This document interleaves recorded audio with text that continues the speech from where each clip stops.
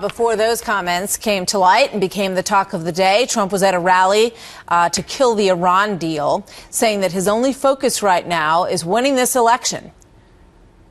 It will change. We will have so much winning if I get elected that you may get bored with winning. Believe me, I agree. You'll never get bored with winning. We never get bored. Louisiana Governor Bobby Jindal says all that talk of winning reminds him of another man. Peter Doocy is live in Washington. Peter, who is Jindal suggesting there's a comparison to here? Charlie Sheen, Martha. So Bobby Jindal, who sits toward the bottom of the polls, is comparing the candidate with the highest numbers to the man who was once the highest paid actor on TV, because, you just heard it there, the two talk a lot about winning. When I'm winning in all the polls. Winning. I'm winning in all the states. You know, you make a choice to win, and you win. I'm winning everywhere. Wow, winning. I'm by winning. I win here and I win there. Now what?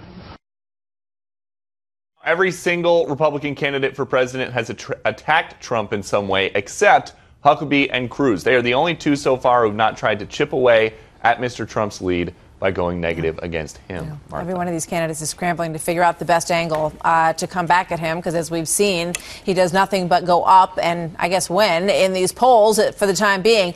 But he's also getting hit on the subject of his faith and humility. Talk to us about where that's coming from, Peter. It's all coming about now, Martha, because Ben Carson, somebody else who until very recently had been leaving Trump, the only person ahead of him in the national polls, alone, is starting to use the strength of his beliefs to draw a contrast with the businessman. The biggest thing is that, I realize where my success has come from. And I don't in any way deny my faith in God.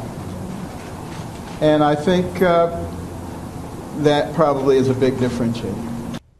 But Trump thinks Carson is just making a play for a key voting bloc, tweeting out that, quote, "Wow, I am ahead of the field with evangelicals, am so proud of this, and virtually every other group. And Ben Carson just took a swipe at me."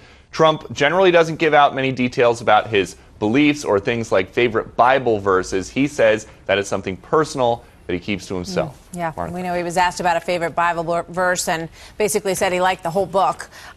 Peter, thank you very much. You watch his process, Bill, of, the counterpunch, which he says he's excellent at and was raised to do, essentially. As soon as these things come out, he fires off a tweet. The tweet goes up on the air. He's saying, "I've spent zero on advertising," he said, which is one of the biggest bottom line elements in any campaign. But he says he doesn't have to spend any money on it at all, because he's sort of mastered the social media game. He's right about that. Also, it's a primary campaign, right? It's a primary season. You're going after each other.